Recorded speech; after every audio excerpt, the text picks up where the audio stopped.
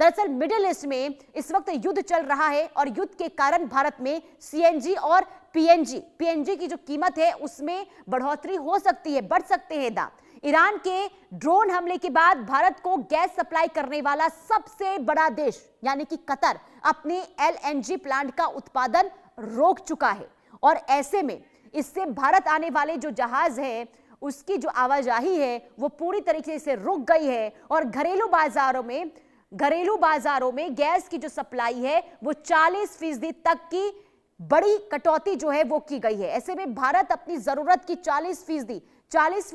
LNG यानी कि liquefied natural gas यानी कि करीब 2.7 करोड़ टन सालाना जो है कतर से वो आयात करता है और ऐसे में विदेश से आने वाली एलएनजी को गैस में बदलकर ही सीएनजी और पीएनजी सप्लाई की जाती है और इसकी सप्लाई रुकने से सिटी गैस कंपनियों ने चेतावनी ये दी है कि अगर हालात जल्द नहीं सुधरते हैं तो सीएनजी और पीएनजी की जो दाम है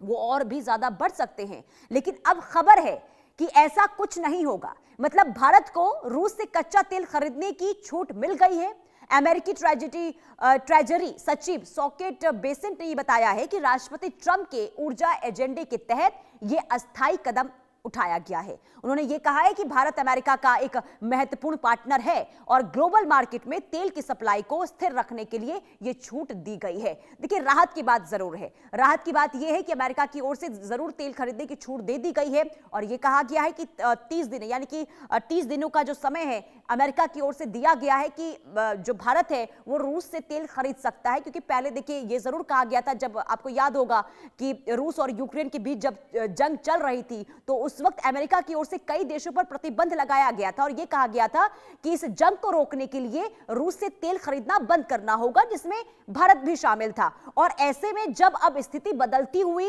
इस महासंग्राम के बाद यानी कि ईरान, अमेरिका और इजराइल के बाद जो इस वक्त परिस्थितियां बनी हुई है, इसके बाद कहीं ना कहीं अब अमेरिका यह कह रहा है कि भारत जो है वो रूस से तेल खरीद सकता है। 30 दिन का अल्टीमेटम दिया गया, यानी कि 30 दिन का समय है अब जब भारत जो है वो रूस से तेल जो है वो खरीद सकता है। और अब यानी कि बात ये कर लेते हैं कि आखिर कब तक तेल खरीद सकेंगे, ये भी जरा बता देते हैं, क्योंकि अमेरिका ने तो कह दिया है कि आप तेल खरीद लीजिए, लेकिन कब तक का समय दिया गया है। देखिए, अमेरिका ने भारतीय रिफाइनरियों को 30 दिन का स्पेशल समय दिया है। लाइसेंस 3 अप्रैल तक वैलिड रहेगा। लाइसेंस बना दिए गए हैं जो 3 अप्रैल तक वैलिड रहने वाला है। इसके अलावा 5 अप्रैल तक लोड हुए जहाजों का ही तेल खरीद सकेंगे, यानी कि जो 5